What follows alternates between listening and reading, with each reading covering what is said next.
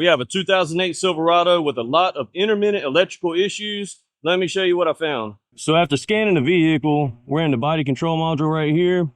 We have loss of communications with the radio, the remote control door lock receiver, and a few other modules, the HVAC module, telematic module, and the airbag module. And you can see a similar set of codes in the instrument panel cluster. So these are all low-speed modules that are losing communication. Same with the Theft Deterrent module. So basically we have an intermittent issue with the low-speed communication bus. So I've worked on these trucks long enough and have enough experience with them to know I didn't need to use any tools. So I didn't use an oscilloscope or a meter measuring the low-speed bus at the DLC or checking anything else. The first thing I decided to look at was this airbag module. And hopefully you can see on camera, but it is very heavily corroded and the carpet is wet. So what happens is the vehicle develops a water leak from somewhere, and water will puddle right here in this area where the module's at under the seat.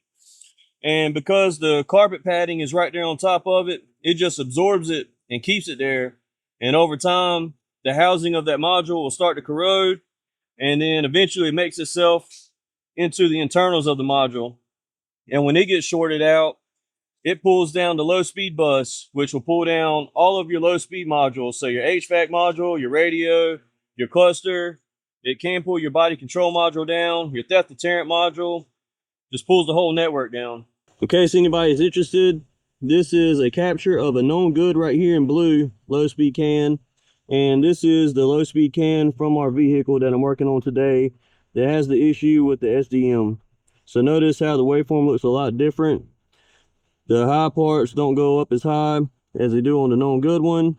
And you have this high spike at the end of every message. So until you either isolate the low speed CAN communication circuit from that module or get a new module that's not corroded and shorted internally, this vehicle is going to keep this issue.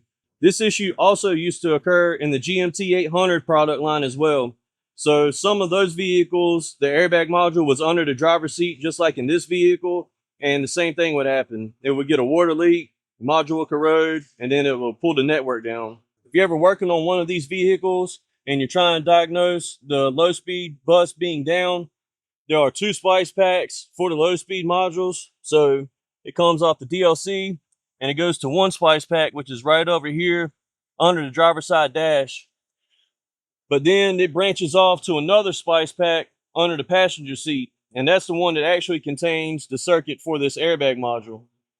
So if you need to do any circuit testing, or if you want to isolate each module to figure out which one's pulling the bus down, those are where your splice packs are. So let's disconnect this splice pack over here and see what it does to our waveform. So the splice pack is right here under the passenger seat.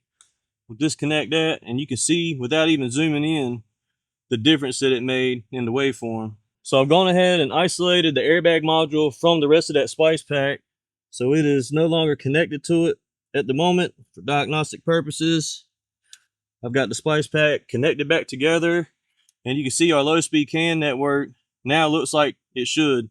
So it's going up to almost 5 volts, and we don't have that plateau at the beginning of the message going up to the 5 volt line at the end of the message anymore. I'll have all these waveforms available for download on my website if anybody's interested.